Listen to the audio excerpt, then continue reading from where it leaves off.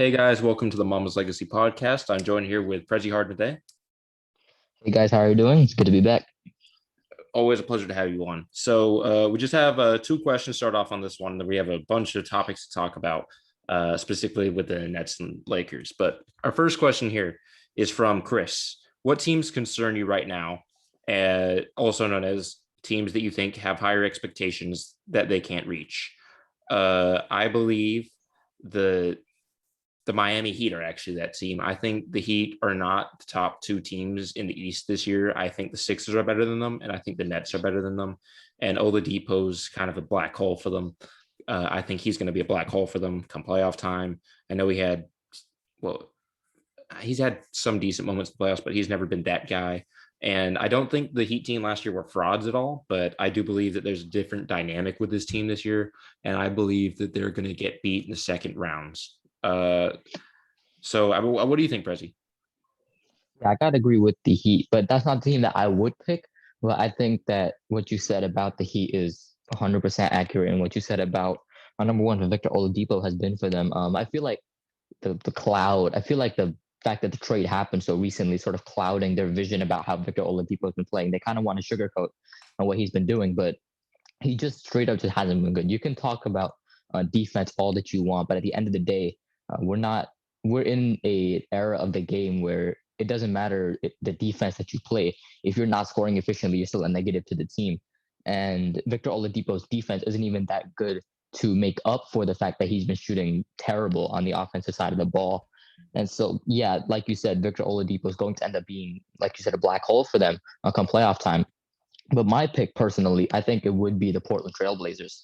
Again, there's a lot of people talking like one of the Clippers, Lakers, Jazz, Suns, Nuggets, and even throwing the Trailblazers, they're going to lose in the first round. And I think a lot of people are thinking that the Trailblazers might make a deep run in the playoffs or whatever. I don't think they're going to. I mean, the West, it's nothing against the Trailblazers. They're a very good team, but the West is just so stacked. There's so many teams.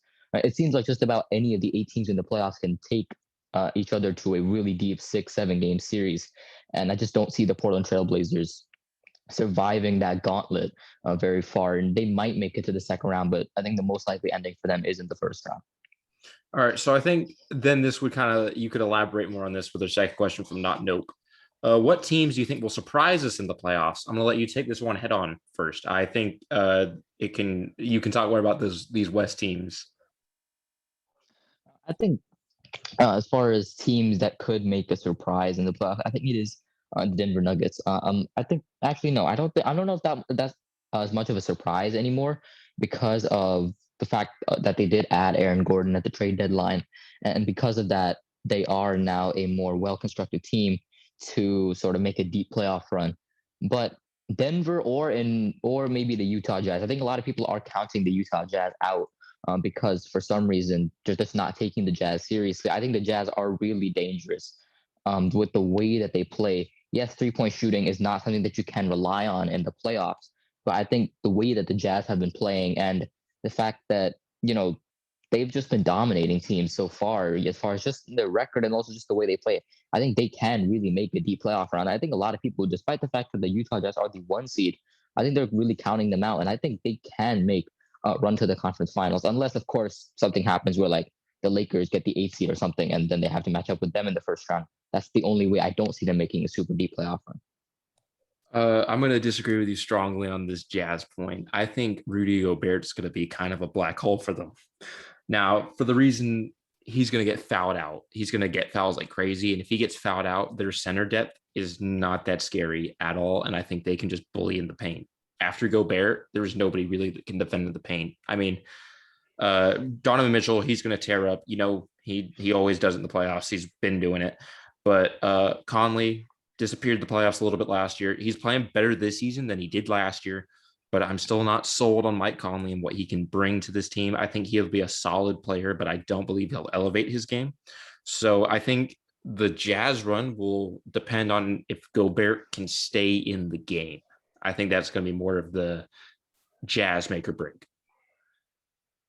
Yeah, and again, I think the Jazz, they could be one of those teams. And as far as a surprise playoff run, the only reason why I really can't mention any Eastern Conference teams is because the East is it's the East playoff pool right now is comprised of the obvious ones. So that would be the Nets with their big three, the Sixers, who no one's really surprised if they made the conference finals, and teams that are underperforming this season anyway. Teams like the Boston Celtics, teams like the Miami Heat, who we thought that they could be one of the premier teams in the East, but they just haven't been that. And then other teams who are kind of surprising us just by being in the playoffs. Teams like the Charlotte Hornets, teams like the New York Knicks. So I don't think that you can really say a surprise run out of any of those teams, because while the Knicks and Hornets, they're good, they just are.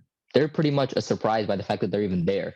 And so I don't think they'll really be making it out of the first round. And if they do, then yeah, I guess that's a surprise run. But I don't think they're going to go anywhere. And at the top, you have the expected guys, the usual suspects of Brooklyn, Milwaukee, Philadelphia, and then at the bottom you have the underperformers, the people who underachieved the season in Boston and Miami. So that's why it's hard to say any Eastern Conference teams can actually go on a quote surprise run or anyway, because we either had high expectations for them that they didn't meet, high expectations that they did meet, or the fact that they're even in the playoffs is a big deal. So I don't think you can include any Eastern Conference teams in there. But in the West, you have all of these teams that can make a super deep playoff run. So I'm not sure you can really count any of them as surprising, because they're pretty much all built to compete or make a conference finals run or even make a finals run, because the West is just so good this season.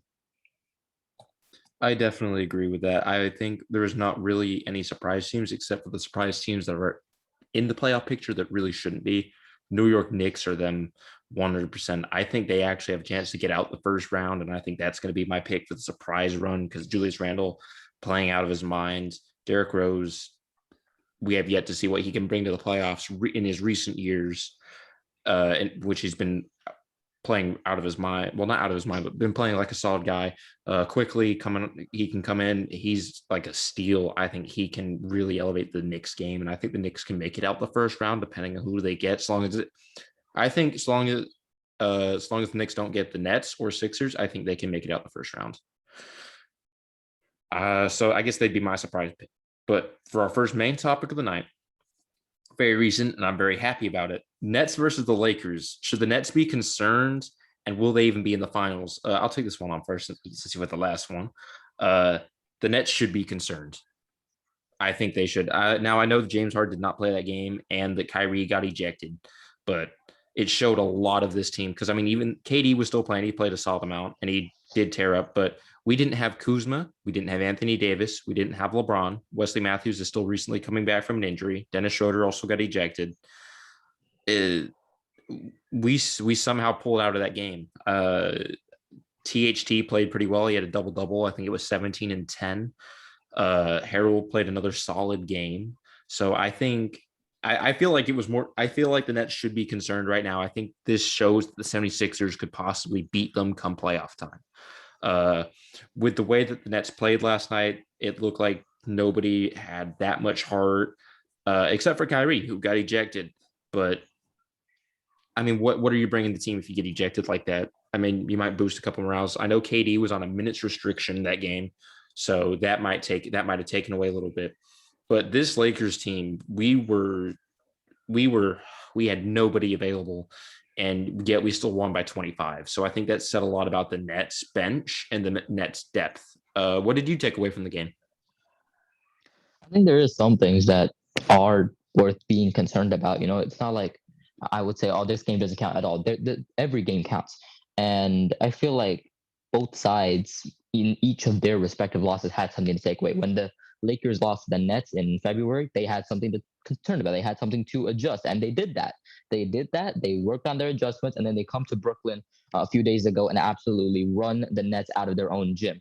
And for that, I will give Frank Vogel and the Los Angeles Lakers credit. They played an amazing game last night without two of their best players in LeBron James and Anthony Davis.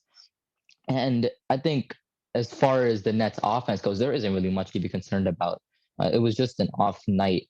You had Kyrie, who, like you said, was ejected midway through the third quarter. Kevin Durant was on a minutes restriction. And even in that time, I don't think Steve Nash was really playing him to the extent that he could have, because, of course, he is still fresh coming off of that hamstring injury. And so I'm not sure he's playing him at his full level. And the shooters just couldn't hit shots. Joe Harris, Jeff Green, Landry Shamet, all those guys, they just couldn't hit shots that game. And so I'm not concerned about their offense. Their defense is concerning. I don't think that Steve Nash was making enough use of the potential matchups that he could have had. And one of the things that I noticed very early on in the game is that there were so many plays over and over and over where Steve Nash was having Nicholas Claxton guarding Dennis Schroeder. I love Nicholas Claxton. He's an amazing defender 1 through 5, but Dennis Schroeder is just too quick for him. And he's too quick for a lot of people who are considered top level perimeter defenders. Like in the first round series last year when OKC played Houston, Robert Covington, we know that he is a very, very stout perimeter defender, but he just could not keep up with Dennis Schroeder. And that's something that Dennis Schroeder has in his, that's something that's, special about Dennis Schroeder, that he is such a quick player that he can make these wing players who seem like elite 1 through 5 players look like just cones out there, in a way where he just keeps blowing by them. And that's something that I saw very early in the game. And that's something that Steve Nash has to adjust. And also another thing is that you have to have Nicholas Claxton guarding Andre Drummond. You can't put LaMarcus Aldridge on Drummond. You can't put, DeAndre Jordan doesn't get minutes anyway, but you can't put LaMarcus Aldridge on Andre Drummond. You can't put Blake Griffin on Andre Drummond. You can't let those guys try to guard LaMarcus Aldridge because it's just not going to work. Nicholas Claxton has to be the guy who's guarding those bigs. And I think this loss for the Nets is on a lot on Steve Nash and a little bit, I would say, on Kevin Durant. But again, I'm not giving him too much flack for this because he is still coming off of an injury. But most of this is on Steve Nash and the way he was coaching, especially on the defensive side of the ball and the scheme that they were using. Now, I'm not going to lie about Steve Nash. I don't think he was the coach for the job. I don't know why they picked him. There were, I think, some other guys. I don't believe Van Gundy had been picked up. I would have taken Van Gundy over Nash. Nash just got the job, so I was a little bit concerned with that hiring, but he did get D'Antoni on the staff, so I'm not too worried about it. D'Antoni is an amazing head coach, so especially with the team they have, the offensive firepower, I think D'Antoni's the great fit. Hell, I think he should honestly be the head coach. But with Drummond, that'll lead us into our next topic. Drummond showed up the other night against the Nets, 22 and 10, I believe, on 20 minutes. He played really efficiently and he bullied Aldridge, which again, you brought up, Aldridge should not be guarding him. I thought Claxton should have been the main one on him, but Drummond really bullied, and I think he's the reason we won that game, to be perfectly honest with you. If Drummond played half as good as he did, I don't think we would have won due to the lack on defense, the lack of help we would have had on defense and the efficient scoring he had in the paint, bullying everybody. So I think Drummond was the reason we won that game. And Schroeder showed amazing leadership the other night without the other guys being in, the guys that have been with the team longer.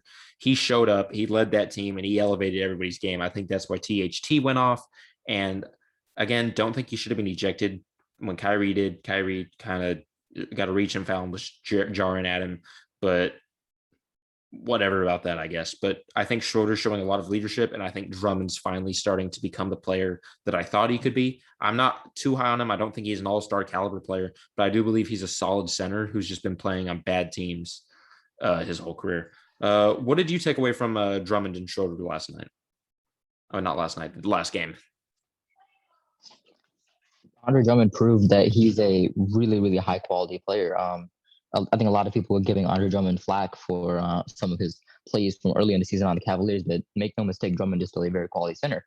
And this could be, one of those games where Drummond just had it, or this could be a fact that the Nets' interior defense just isn't good enough.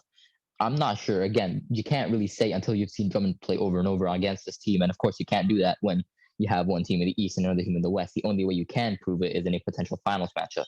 So I'm not 100% sure of what to make out of Drummond's performance and how that could translate in a potential final series. Because again, when you're in a 7-game series in the finals, you're bound to make adjustments. If you're the Nets, you're bound to make adjustments to see how you can guard Andre Drummond better. And so I'm not sure about what to make out of Drummond's performance. What I will say is that he was a very big factor in contributing to the Lakers' win a couple of days ago, and he will continue to play a big factor in deciding how far the Lakers go in this year's playoffs and whether they do win the championship this season or not. I definitely agree. I think Drummond's going to be that guy who's going to be the X factor in the playoffs we have this year.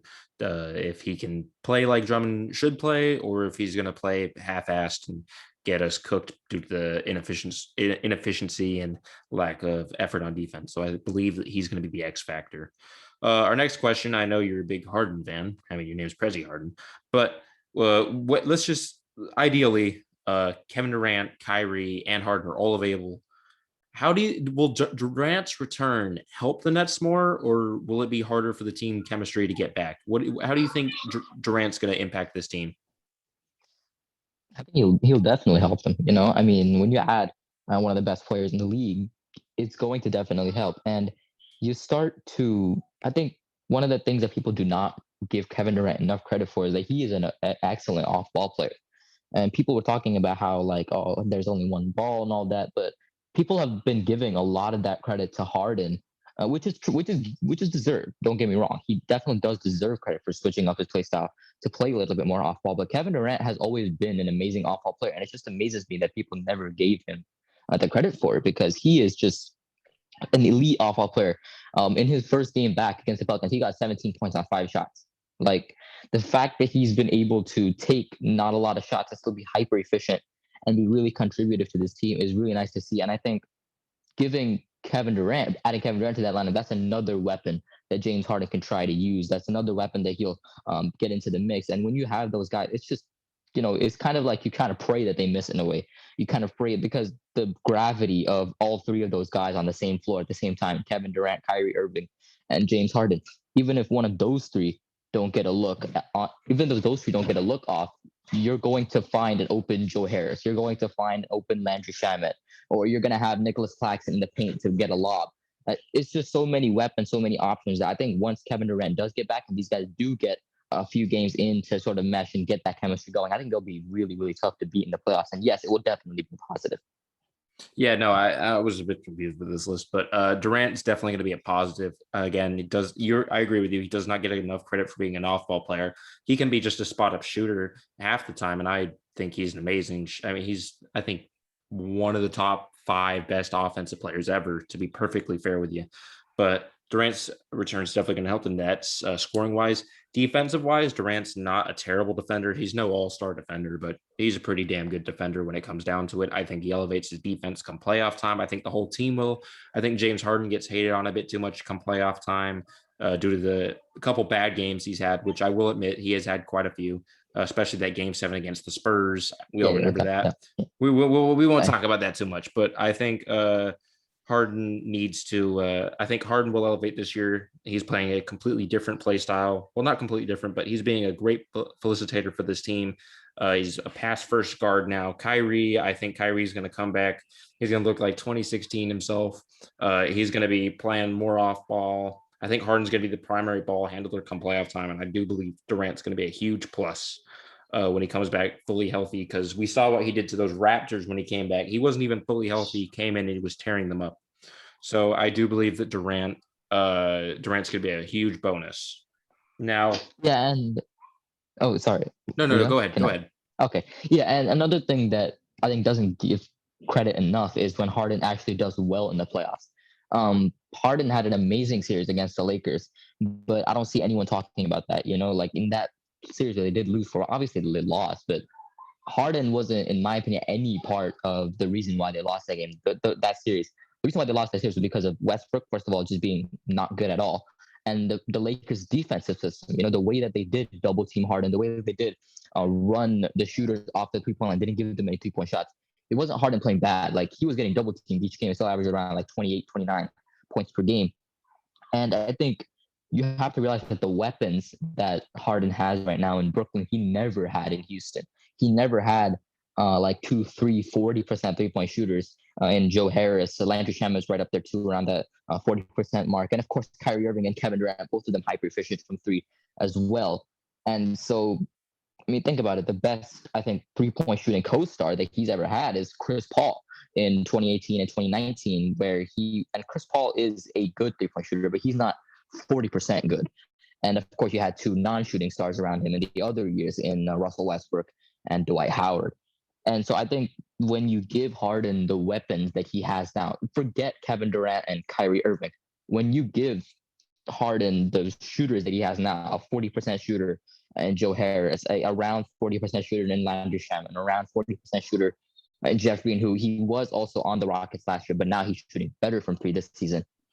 When you hit those weapons and maybe one of Kevin Durant and Kyrie Irving, I think Harden's playoff success will be a lot better than when he had to carry like an injured and COVID struck Russell Westbrook and a bunch of on and off streaky 35% 3-point shooters in the playoffs year after year. I 100% agree with that. I think James Harden's never had this kind of talent around him. He's always, I mean, I do believe Chris Paul is better than Kyrie Irving. I believe that was a better fix, but he didn't have Kevin Durant. I think this Harden we're going to see is going to shock the world. And I think he's going to win finals MVP if this team wins the finals. I will give him that. I think it's a 100% guarantee, to be perfectly honest with you. Kyrie does more of the scoring. Not more of the scoring, but he's more of the primary scorer. He's not as good as a felicitator as Harden, not taking that away from him. Kevin Durant, again, another great scorer, but again, does not pass as well as James Harden. James Harden is the best playmaker on that team, in my opinion. You can argue for Kyrie, but I still believe it's James Harden. And I think James Harden, I will say this, he does not get enough. I agree. He does not get enough praise for when he does well in the playoffs. But I do wish he had more of a dog in him, like Chris Paul. You see him getting animated come playoff time, arguing with the refs 24/7, being a troll to the other guys, trying to get in their heads. James Harden's more of a quiet guy. I mean, you see him arguing with the refs, but he's more of a quiet guy compared to somebody like a Chris Paul or Russell Westbrook. I do wish that Harden had more of a little bit of a dog in him. Now, I'm going to probably get a little bit of hate for that, but I do strongly believe that he should have a stronger dog in him.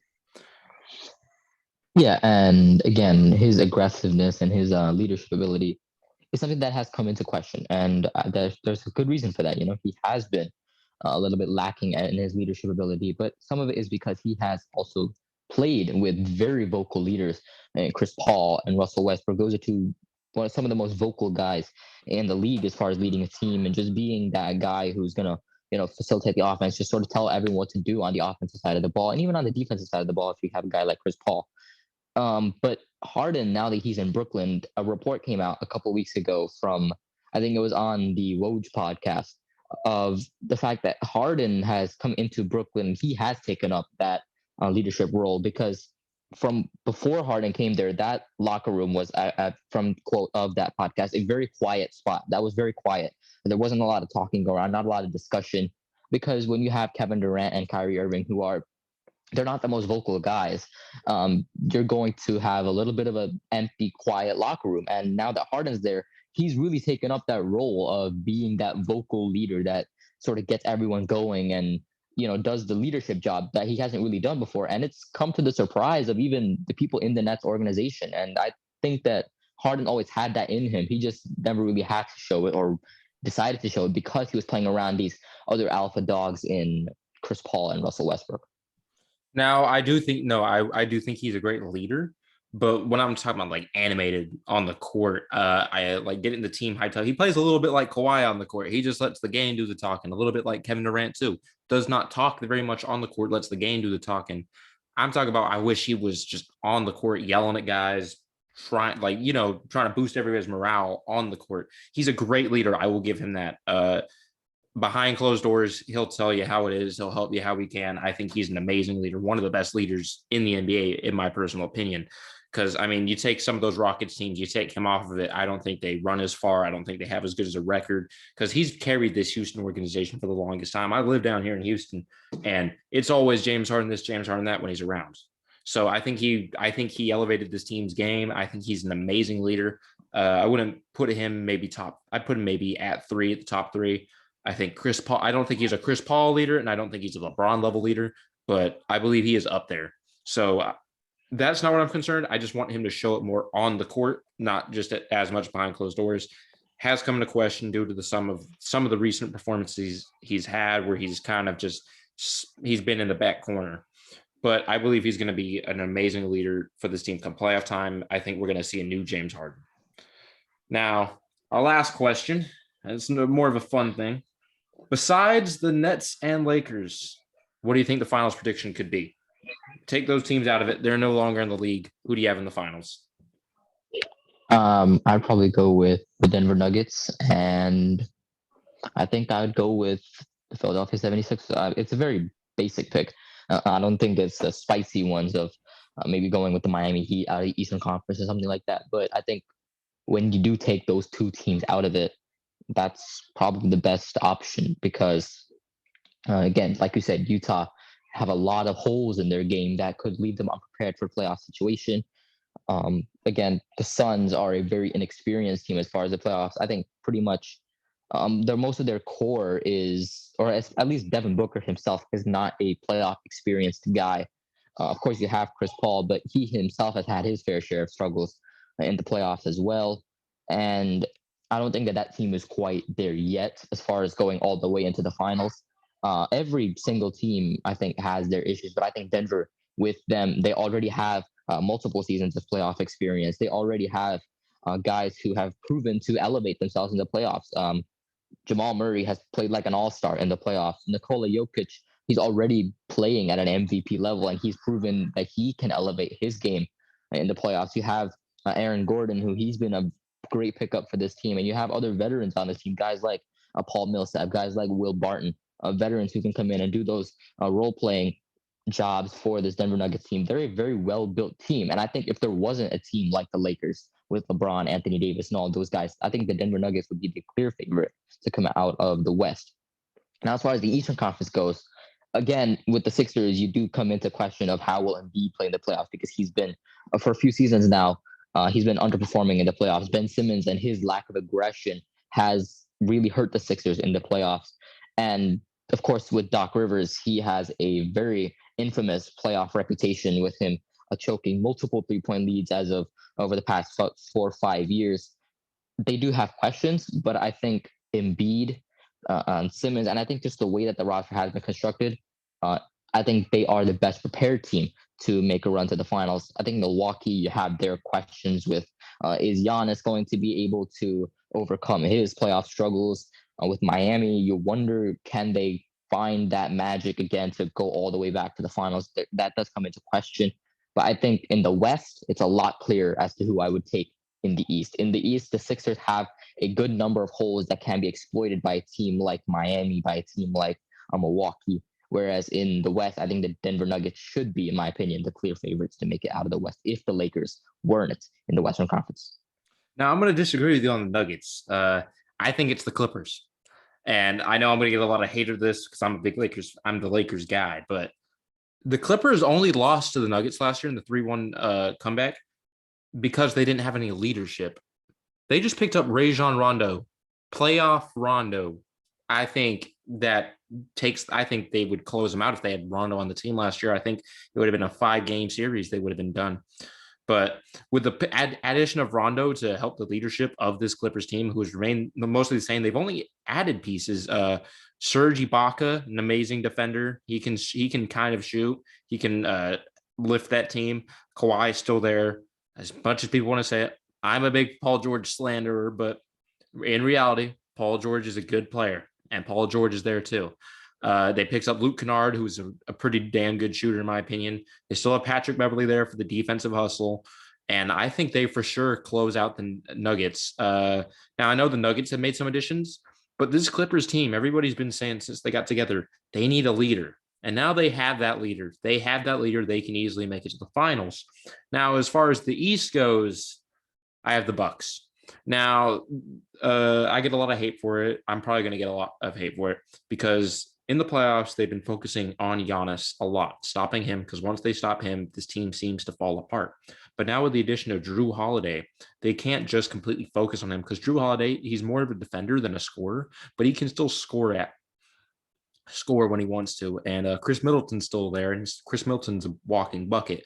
So now that they have to take some pressure off Giannis to compensate for the point guard position because they had Bledsoe the last couple of years, and Bledsoe is not a good point guard come playoff time.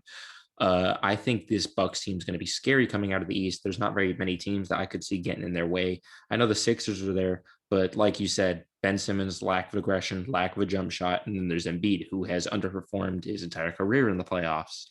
I think that the Bucks could win. I think they could win the East easily, but I think come finals time, I think the Bucks actually would be the champions. I think that. I mean, you got a back-to-back MVP. What's he need next? A championship. So I think the Bucks could actually even beat the Clippers because Kawhi is an amazing defender. I don't think he could completely stop Giannis, in my humble opinion. Drew Holiday's there. Rondo's. It's a good matchup come that series, I believe. I think that's a 7-game final series. But yeah, I have the Clippers and the Bucks if the Lakers and Nets cease to exist. Yeah, and I think those would probably be my second favorites to come out of the East and West, respectively, with the Bucks and Clippers. Again, the Clippers now have that vocal leader in Rajon Rondo. And as far as the Milwaukee Bucks, they, I think, have a very, very nice pickup to their team in Drew Holiday. Did they overpay for him in that contract extension that they signed, I think, around a week ago? Absolutely. $40 million a year for Drew Holiday, who's already in his 30s, way too much. And but what Drew Holiday has done, don't let his contract extension, which was an overpay, take anything away from that. Drew Holiday has been splendid for the Milwaukee Bucks. He's been an elite 3-point shooter. And he's, of course, we already know how great of a defender Drew Holiday is. And the fact that he's there takes a bit of the scoring pressure off of Giannis in closing time. We've seen that already.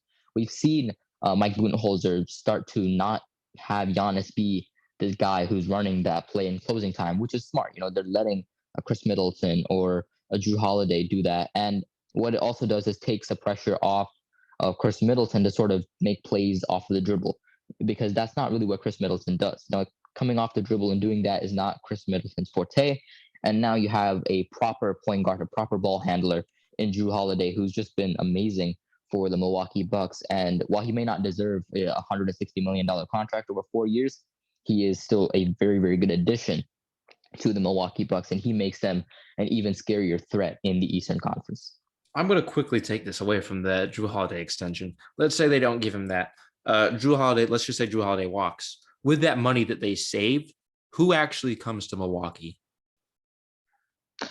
Again, I'm not sure, because the free agency class this year is, I would say, it's mediocre in a way. You do have guys like Kawhi, guys like DeMar, and all of those guys, but I'm not sure Milwaukee as a free agent destination is just not a very attractive place. It's a small market, it's a cold city, and I don't think that you would attract many people there besides maybe like people who are looking for that ring.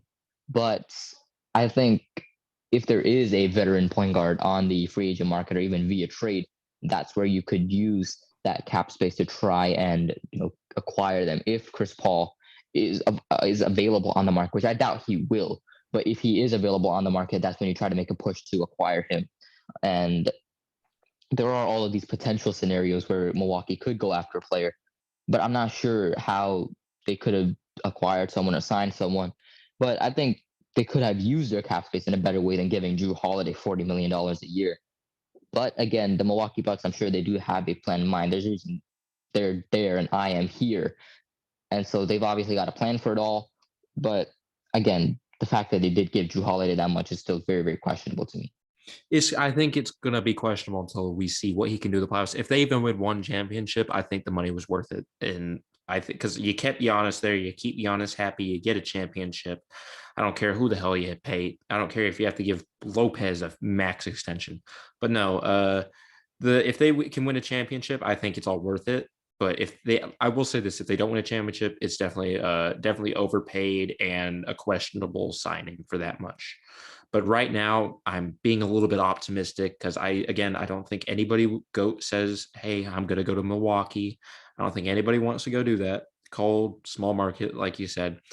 And even if there were veteran point guards in the market, I don't think there was any better than Drew Holiday. Drew Holiday, I think, just won Player of the Week in the conference the week. I think he was averaging 28, 6, and 8, something like that. So I'm not too concerned. I think Drew Holiday is actually playing better now than he was with the Pelicans. So I'm not too mad about the signing, to be perfectly honest with you. But that's all the time I got. I appreciate you coming on, Prezi. Always a pleasure to have you here. Of course, man. It's, every time I come here, it's always a very, very interesting and delightful discussion.